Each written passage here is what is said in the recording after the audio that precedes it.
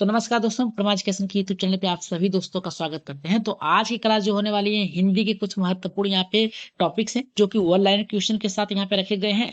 आज के जो प्रश्न है बनेंगे, जो भी टॉपिक्स हैं, ये हर एक एग्जाम के लिए महत्वपूर्ण है, खास करके टेट, सीटेट, सुपर टेट के लिए। तो चलिए शुरू करते हैं आज की क्लास। लेकिन आगे बढ़ने से पहले बता दें कि जो लोग नए हैं, अभी तक सब्सक्राइब नहीं किया तो सब्सक्राइब कर लीजिए, साथ ही बेल आइकन बटन दबा लें और साथ में अपने अपने ग्रुपों में एक बार शेयर कर दीजिए और लाइक जरूर करिएगा। जितने लोग देखते हैं एक बार लाइक जरूर करके जाइएगा। तो शुरू करते हैं आज के पहले टॉपिक से। पहला टॉपिक हमारा ये है कि हिंदी भाषा का विकास। हिंदी भाषा का विकास कहाँ से हुआ है, किस प्रकार से हुआ है, शुरू करते हैं वन लाइन क्वेश्चन के साथ। तो यहाँ पे दिया है कि 3000 भाषाओं में से एक है हिंदी भाषा। याद रखिएगा 3000 भाषाएं हैं जिसमें से एक भाषा हिंदी है। हिंदी की आकृति जो है ये कैसी है, तो योगात्मक है और विशिष्ट है। और भारत में हिंदी भाषा के 4 परिवार पाए जाते हैं। परिवार का मतलब है 4 इसे मिलते जुलते यहाँ पे भाषाएं हैं। तो पहला हमारा कौन सा है? पहला है भार आरोपी है, जिसमें सबसे बड़ा परिवार यहाँ पे भाषा का है, यानी 73%। कितने परसेंट है? 73%, जिसमें द्रविड़ है, आश्रिक है, चीनी तिब्बती है। सबसे छोटा परिवार जो है यहाँ पे चीनी चीनी यहाँ पे तिब्बती है, जो कि जिसकी बोली जो है 0.7% है। नेक्स्ट टॉपिक से आगे बढ़ते हैं। नेक्स्ट टॉपिक हमारा है कि हिंदी भाषा, यहाँ पे हिंदी काल को 3 भागों में बांटा गया है। याद रखिएगा हिंदी को 3 भागों में बांटा गया। एक प्राचीनतम भाषा, हिंदी प्राचीनतम हिंदी भाषा, और दूसरा का है यहाँ पे मध्यकालीन हिंदी, और यहाँ पे तीसरा है हमारा आधुनिक। तो याद रखिएगा जो हमारा यहाँ पे प्राचीनतम है ये 1500 से लेके 4500 ईसा पूर्व तक है, और मध्यकालीन जो है यहाँ पे 500 से लेके 1000 ईसा पूर्व है, और आधुनिक मतलब जो चल रही है ये अब तक जो चल रही है अब तक मतलब ये 1000 ईसा पूर्व है। अगर हम बात करें यहाँ पे प्राचीनतम से, तो प्राचीनतम के अंतर्गत 2 आते हैं। याद रखिएगा पहला है वैदिक संस्कृत, दूसरा है लैंगिक। याद रखिएगा ये बहुत ही महत्वपूर्ण है। प्राचीन जो हिंदी है ये 1500 से लेके 500 ईसा पूर्व तक थे।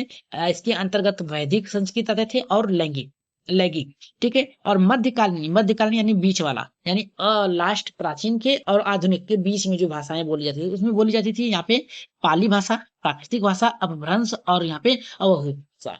लेकिन यहाँ पे आधुनिक भाषा के अंतर्गत कौन कौन से आते हैं? याद रखिएगा बांग्ला आते हैं, असमिया आते हैं, उड़िया आती है, मराठी आती है, गुजराती आती है, और यहाँ पे अन्य भी भाषाएं आती हैं। अगर हिंदी आदि की जननी अगर माना जाता है कि हिंदी आदि की जननी किसे माना जाता है, तो हमारा संस्कृत से माना जाता है। संस्कृत से ही हिंदी भाषा प्रचलित हुई या फिर निकली हुई है। तो हिंदी का विकास क्रम अगर हम बात करें, हिंदी के विकास क्रम की अगर बात करें, तो ये संस्कृत की पाली और प्रकृत अपभ्रंश अवहट प्राचीन हिंदी प्रारंभिक हिंदी से मिलकर बनी हुई है। आगे बात करते हैं, अपभ्रंश की बात करते हैं। तो अपभ्रंश से यहाँ पे आधुनिक भारतीय भाषा का विकास किस प्रकार से हुआ है, अपभ्रंश के कितने भेद हैं, चलिए देख लेते हैं। तो अपभ्रंश के जो है यहाँ पे सौर सैनी है, मागधी है, अर्धगम मागधी है, यहाँ पे श्वस है, प्रचंड है, और यहाँ पे महाराष्ट्रीय है। तो अगर हम सौर सैनी की बात करें तो पश्चिमी हिंदी है, गुजराती है, राजस्थानी है। लेकिन मागधी की अगर बात करें तो बिहारी है, असमिया है, उड़िया है, बांग्ला भाषा आती है। और यहाँ पे अर्ध मागधी की अगर बात की जाए तो पूर्वी हिंदी आती है। और यहाँ पे यहाँ पे खस भाषा की अगर बात की जाए तो पहाड़ी आती है। प्रचंड की बात करते हैं पंजाबी और सिंधी। महाराष्ट्र के अंदर बात करें तो यहाँ पे महाराष्ट्र मराठी आते हैं। तो इतनी भाषाएं हैं यहाँ पे अपभ्रंश के अंतर्गत। ठीक, आगे बढ़ते हैं यहाँ पे नेक्स्ट टॉपिक पे। अपभ्रंश का वाल्मीकि में कला है स्वयंभू, यानी पश्चिमी चरित्र है। और यहाँ पे देखिए कह रहा है हमारा हिंदी भाषा का शिशु काल किसे माना जाता है, तो आदिकाल को माना जाता है। और हिंदी शब्द किस भाषा से मिलकर बनी है, तो फारसी का है। ठीक है, हिंदी शब्द जो है किस भाषा का है, तो ये फारसी शब्द का है। हिंदी यानी हिंद के नाम पे हिंदी पड़ी है, याद रखिएगा। और हिंदी को आम बोलचाल की भाषा में किसने कहा है, तो यहाँ पे जॉर्ज ग्रियर्सन ने कहा है। ग्रियर्सन ने कहा है हिंदी को आम बोलचाल की भाषा कहा है। भारत की सारी वो जो लिपियां निकली हैं ये ब्राह्मी से निकली हुई हैं। याद रखिएगा सारी जो भी यहाँ पे भारत में जो भी 22 भाषाएं और 18 बोलियां हैं, ये सभी निकले हैं आपके ब्राह्मी से। और ब्राह्मी का मतलब होता है वैदिक अर्थों के शुरू की थी। और इसका जो समय काल था ये गुप्त काल के आरंभ से ब्राह्मी के 2 भेद हो गए हैं। याद रखिएगा गुप्त काल के आरंभ में ब्राह्मी के 2 भेद हो गए। तो पहला 30 ब्राह्मी यहाँ पे दिया है ब्राह्मी, दूसरा यहाँ पे ब्राह्मी, उत्तरी ब्राह्मी और यहाँ पे दक्षिणी ब्राह्मी दिया है। तो उत्तरी और दक्षिणी के बारे में थोड़ा सा जान लेते हैं। तो उत्तरी ब्राह्मी का स्वरूप जो है उत्तरी ब्राह्मी के अंतर्गत आता है गुप्त लिपि आता है, इसके बाद आता है यहाँ पे सिद्धमातिका लिपि आती है, फिर इसके बाद आती है कुटिल लिपि। तो कुटिल लिपि दो भागों में बांटा गया है। कुटिल लिपि याद रखिएगा, पहला है नागरिक, दूसरा है शारदा। तो नागरिक की अगर बात किया जाए तो पश्चिमी शाखा और पूर्वी शाखा, और यहाँ पे अगर शारदा की बात किया जाए तो गुरुमुखी आता है, लहदा आता है, शारदा आता है, टाकरी आता है। ठीक है। और अगर हम बात करें नागरिक की, तो नागरिक के अंतर्गत यहाँ पे पश्चिमी है, पश्चिमी शाखा आता है और पूर्वी शाखा आता है। तो पश्चिमी शाखा के अंतर्गत हमारा जो आता है यहाँ पे नागरिक, देवनागरिक, और यहाँ पे राजस्थानी आता है, गुजराती आता है, कैथी आता है, यहाँ पे महाजनी आता है। लेकिन पूर्वी शाखा के अंतर्गत यहाँ पे आता है हमारा यहाँ पे बांग्ला, असमिया, उड़िया। देखिए ये है भारत का नक्शा, याद रखिएगा। बनाने का तरीका एक होता है, इस तरीके से आप बना सकते हैं। भारत का नक्शा इस तरीके से आप बना सकते हैं और आप पूर्वी और दक्षिणी के भागों में इसे बांट सकते हैं। ठीक। तो यहाँ पे देखिए कहा है कि बांग्ला इस साइड में आ जाइए आप, इस साइड में। ठीक है, इस साइड में, यहाँ से पूर्वी भाषा आ जाएगी। तो उत्तर, दक्षिण, पूरब, पश्चिम। ठीक, यही होता है आपका, यानी north east, west, north, south.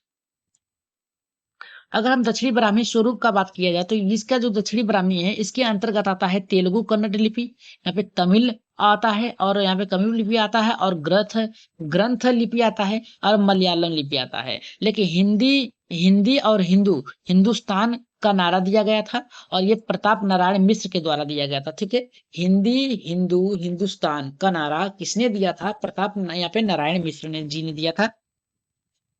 अगर बिहारी की बात किया जाए तो बिहारी के अंतर्गत जो आता है यहाँ पे मैथिली आती है, मगही आती है, भोजपुरी। ये बिहार में बोली जाती है, याद रखिएगा, बिहार में। लेकिन ट्रिक इसकी अगर बात किया जाए तो मैम भोजन खा लूं।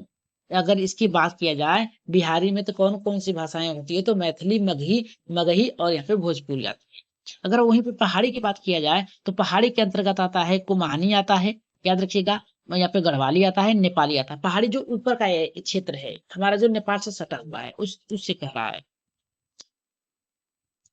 नेक्स्ट हमारा वर्णमाला, जहां से आपके प्रश्न बनते हैं।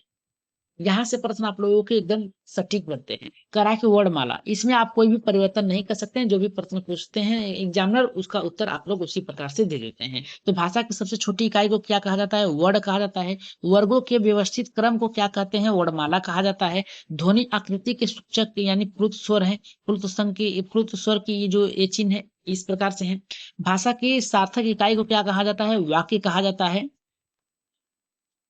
वर्ण और अक्षर में अंतर, वर्ण और अक्षर में अंतर क्या था? वर्ण जो होता है क, ख, ग, घ या फिर ज्ञानी तक आता है, और अक्षर की बात किया जाए तो देखिए ये क है, ये व्यंजन है, याद रखिएगा। ये क्या है? व्यंजन।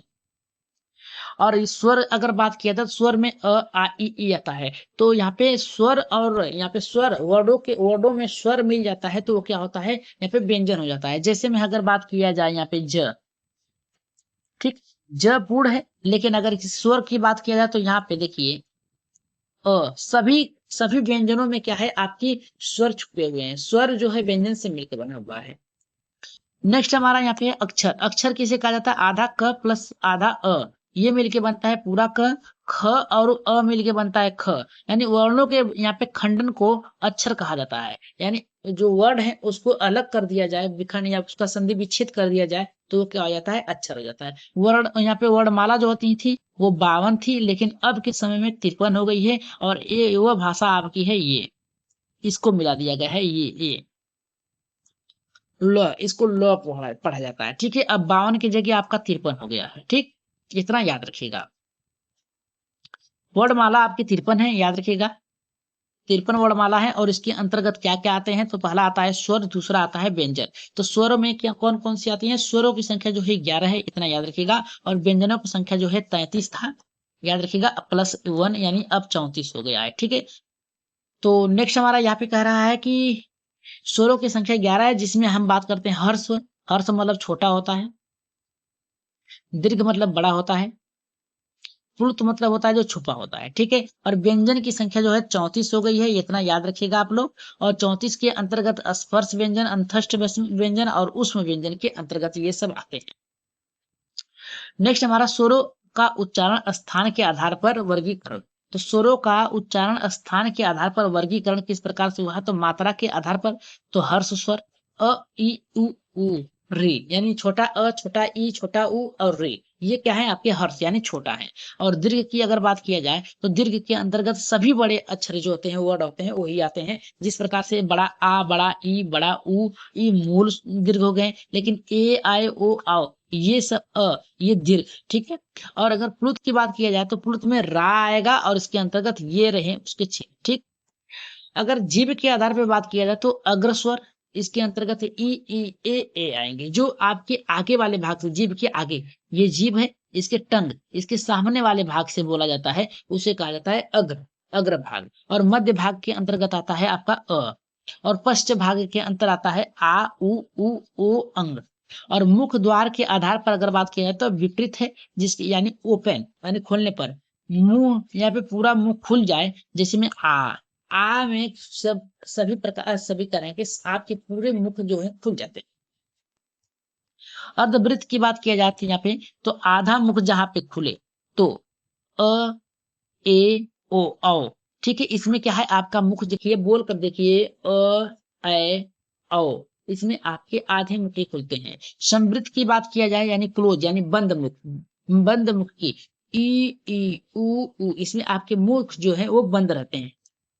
नेक्स्ट है अर्धस्वंत, अर्धसवृत, इसके अंतर्गत मुंह, मुंह जो होता है लगभग आधा बंद रहता है, जैसे ए, ओ, इसमें आधा बंद रहता है। नेक्स्ट है हमारा यहाँ पे ओष्ठों की स्थिति के आधार पर, याद रखिएगा, आपके ओष्ठ के स्थिति के आधार पे, यानी ओष्ठों की स्थिति के आधार पे अगर बात किया जाए तो अवृति मुख, दूसरा है यहाँ पे वित्त मुखी, ठीक है। तो अवृत्त के मुखी के अंतर्गत आता है आ, ई, ए, आए, ठीक है। और वृत्त मुखी के अंतर्गत आता है उ, आओ, ठीक। और आगे बात करते हैं नासिका के आधार पर। नासिका के आधार पर अगर बात किया जाए तो अनुनासिक होते हैं, अनुनासिक आ, ई, ठीक है। और अनुनासिक की यहाँ पे बात किया जाए तो आ, ई, ठीक है, इसके ये ही आएंगे आपके। नोट, अन्य दो स्वर हैं अंग, अयोग वाह करते हैं इसे,